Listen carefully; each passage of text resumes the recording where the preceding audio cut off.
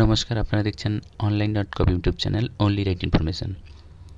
মাটির কাঠা প্রকল্পের মাধ্যমে কৃষি যন্ত্রাংশ কেনার জন্য গভর্নমেন্ট সাবসিডিতে তার অনলাইন অ্যাপ্লিকেশন 2021-22 সেশনের জন্য শুরু হয়ে গেছে। আমি আজকের ভিডিওতে আপনাদেরকে দেখিয়ে দিচ্ছি আপনারা কীভাবে স্টেপ বাই স্টেপ আবেদন করবেন। আপনারা স্কিপ না করে শেষ পর্যন্ত দেখতে থাকুন।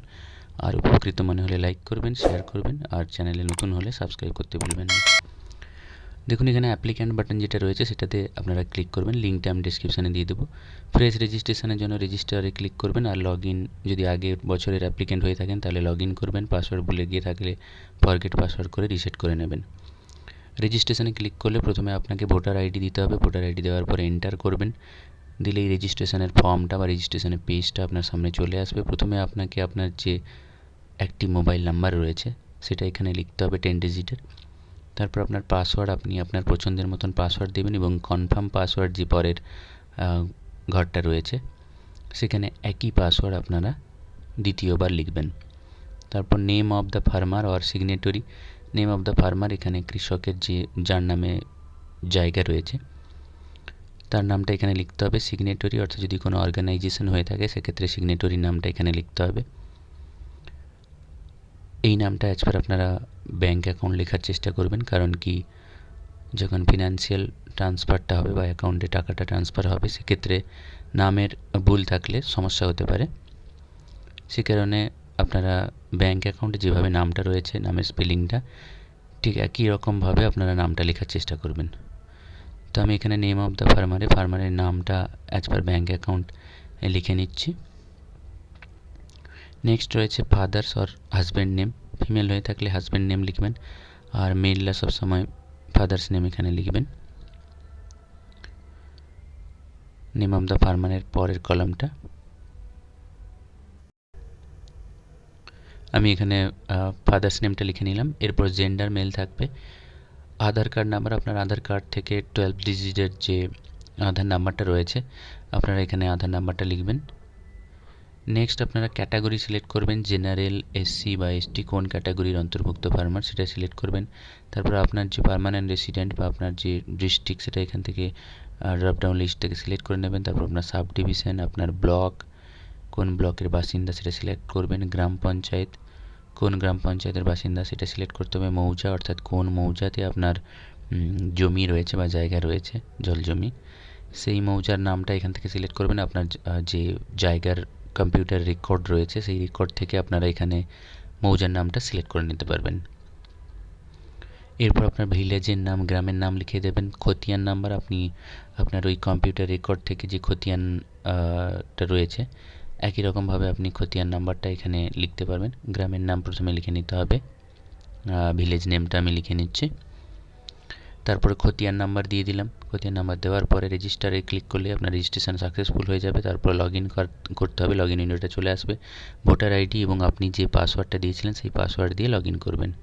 এবার অ্যাপ্লাই নিউতে ক্লিক করলে তিনটে অপশান দেখাচ্ছে, apply for FSSM, apply for CHC। এভাবে আপনারা যদি কৃষি যন্ত্রাংশ কিনতে চান তাহলে FSSM এ ক্লিক করবেন। এখানে দেখুন অর্গানাইজেশন কিছু লেখার দরকার নেই, যদিও কোনো অর্গানাইজেশনের থ্রু দিয়ে অ্যাপ্লাই করেন তাহলে অর্গানাইজেশন নেমটা লিখবেন।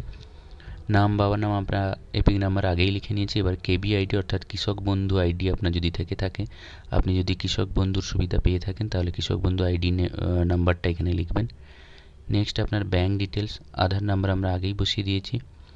ওমেন হলে এখানে ইয়েস আসবে। ব্যাঙ্ক ডিটেলস, আপনার ব্যাঙ্কের নেম, কোন ব্যাঙ্কে আপনি সাবসিডিটা পেতে চান সেই ব্যাঙ্কের পুরো নামটা এখানে আপনারা লিখবেন। ব্রাঞ্চ নেম, ওই ব্যাঙ্কের ব্রাঞ্চের নামটা লিখবেন। তারপরে অ্যাকাউন্ট নাম্বার, আপনার যে কনসার্ন ব্যাঙ্ক রয়েছে সেই ব্যাঙ্কের সেভিংস বা কারেন্ট যেটাই হোক না কেন সেই অ্যাকাউন্ট নাম্বারটা লিখবেন। নেক্সট রয়েছে টাইপ অফ অ্যাকাউন্ট, অর্থাৎ আপনার ব্যাঙ্ক অ্যাকাউন্টটা সেভিংস অ্যাকাউন্ট নাকি কারেন্ট অ্যাকাউন্ট সেটা আপনাকে ড্রপডাউন থেকে সিলেক্ট করে নিতে হবে। অ্যাকাউন্ট নাম্বারটা আপনারা বারবার করে কনফার্ম করে নেবেন। অ্যাকাউন্ট নাম্বার এবং IFSC কোড যেন কোনো প্রকারেই ভুল না হয়। টাইপ অফ অ্যাকাউন্ট আমি এখান থেকে সেভিংস সিলেক্ট করে নিলাম। এরপর IFSC কোড, আপনার ব্রাঞ্চ অনুযায়ী যদি IFSC কোড আপনার না জানা থাকে সেক্ষেত্রে আপনি গুগলে গিয়ে IFSC কোড সার্চ করে নিয়ে লিখতে পারেন, কারণ কি এখন ম্যাক্সিমাম ব্যাঙ্ক মার্জ হয়ে যাওয়ার জন্য আইএফসি কোডটা নতুন করে চেঞ্জ হয়েছে। সেক্ষেত্রে আপনি গুগলে গিয়ে ব্রাঞ্চের নাম দিয়ে আইএফসি কোড সার্চ করলে এই একইভাবে আইএফসি কোড পেয়ে যাবেন। এখান থেকে আপনারা কপি করে নিয়ে আপনার অ্যাপ্লিকেশানে আপনারা ইনপুট করতে পারেন আইএফসি কোডের ঘরে। নেক্সট রয়েছে আপনি ফান্ড সোর্সটা ওন কি ফিনান্সে নেবেন সেটা সিলেক্ট করবেন, নিজে দেবেন কি ফিনান্সে নেবেন। তারপর আবার ভিলেজ নেম আপনারা ফার্স্ট পেজে দিয়ে রেখেছেন। নেক্সট পিনকোড, তারপরে আপনার পোস্ট অফিস, ডিস্ট্রিক্ট, আপনার খতিয়ান নম্বর আগেই দেওয়া ছিল। এবার যদি আপনার এক্সট্রা আরও কোনো খতিয়ান থেকে থাকে বা মৌজা থেকে থাকে তাহলে আপনারা অ্যাড করতে পারেন, নাহলে এইগুলো ব্ল্যাঙ্ক ছেড়ে দেবেন। এরপর আপনার টোটাল ল্যান্ড কত রয়েছে, কত ডেসিমেল, সেটা এখানে লিখতে হবে। এবার স্কিম আমরা এফএসএসএম সিলেক্ট করেছিলাম। তারপর আপনাকে ক্যাটাগরি সিলেক্ট করতে হবে, মেশিনারি টাইপ সিলেক্ট করতে হবে, কোন ম্যানুফ্যাকচারারের থেকে কিনতে চান সিলেক্ট করতে হবে, মডেল নেম সিলেক্ট করতে হবে। সিলেক্ট করলেই অটোমেটিক্যালি প্রাইস চলে আসবে। তারপর এই দুটো চেক বক্সে ক্লিক করে সমস্ত ডিটেলটা আরেকবার ভেরিফাই করে নিয়ে সাবমিটে ক্লিক করতে হবে। সাবমিট করলেই আপনার রেজিস্ট্রেশন সাকসেসফুল হয়ে যাবে। যখনই আপনি সাবমিটে ক্লিক করে ওকে করে দেবেন, আপনার একটা অ্যাপ্লিকেশন নাম্বার দিয়ে দেবে এবং আপনার রেজিস্ট্রেশনটা সাকসেসফুল হয়ে যাবে। এইভাবে একটা পরের পেজটা আসবে। এবার এই বছরে যেটা নেক্সট নতুন অ্যাড করা হয়েছে সেটা হচ্ছে ডকুমেন্টস আপলোড। প্রত্যেক ক্যান্ডিডেটকে ডকুমেন্টস আপলোড করতে হবে, আপনার অর্থাৎ ভোটার কার্ড, আপনার ব্যাংকের পাসবই এবং আপনার জায়গার রেকর্ড। ডকুমেন্ট আপলোডে ক্লিক করলে এইভাবে দেখুন তিনটে অপশান দেখাচ্ছে। একটা হচ্ছে আপলোড ব্যাংক ডকুমেন্ট, এটা জেপিজি বা জেপিইজি ফরম্যাটে হবে। তারপরে আপনার ফটো আইডি, আমি এখানে ব্যাংক পাসবুক আপলোড করে দিচ্ছি। মনে রাখতে হবে ব্যাংক পাসবুক এবং এপিক এই দুটো কিন্তু সর্বাধিক 200 কেবির মধ্যে হতে হবে। 200 কেবির যেন বেশি না হয়, আপনারা মাইক্রোসফট পিকচার ম্যানেজার থেকে ক্রপ করে পার্সেন্টেজ কমিয়ে রিসেট করে নিতে পারেন যেন আপনার 200 কেবির মধ্যে হয়। সেভ করে নিয়ে আপনি দেখে নেবেন, দেখুন আপনার 200 কেবির মধ্যে হয় কিনা। আপলোড করলেই এখানে যদি কোনো কারণে 200 কেবির বেশি হয় তাহলে দেখিয়ে দেবে যে ডকুমেন্ট 200 কেবির বেশি রয়েছে। আপনারা আপলোড করলেই একটা মেসেজ শো করবে এইভাবেই। এটাকে ওকে করে দেবেন। ওকে করলেই আপনার দেখুন পাসবইটা আপলোড হয়ে গেছে বা আপডেট হয়ে গেছে। একইভাবে এপিকটাও জেপিইজি বা জেপিজি ফরম্যাটে 200 কেবির মধ্যে আপনাদেরকে আপলোড করতে হবে। এটাও আপডেট করে ওকে করে দিলাম, আপলোড হয়ে গেল। এবার ল্যান্ড ডকুমেন্ট, এটা কিন্তু পিডিএফে হবে, কারণ কি ল্যান্ড ডকুমেন্ট অনেকেরই অনেকগুলো পেজ হয়ে থাকে, সে কারণে আপনি পিডিএফ 500 কেবির মধ্যে স্ক্যান করে নেবেন আগে থেকেই, তারপর আপলোড করে দেবেন। আপলোড করে ওকে করে দেবেন। এবারেই আপনার ফর্মটা সম্পূর্ণ হয়েছে। এবার আপনাদেরকে ফর্মটা প্রিন্ট আউট নেওয়ার জন্য একেবারে ওপরের দিকে দেখুন ফর্মস লেখা রয়েছে। এখনও আপনারা চাইলে আপডেট করতে পারেন অ্যাটাচমেন্টগুলো। ফর্মসে ক্লিক করলেই আপনারা ডাউনলোড পিডিএফে গিয়ে পিডিএফ করে নিতে পারেন। অ্যাপ্লিকেশান এডিট করতে চাইলে এডিট বাটনে গিয়ে আপনারা এডিট করতে পারেন। দেখুন এখানে পিডিএফটা জেনারেট হয়ে গেছে পুরো অ্যাপ্লিকেশন ফর্মটা। এটা কিন্তু আপনাকে কৃষি অধিকর্তার অফিসে গিয়ে জমা দিতে হবে।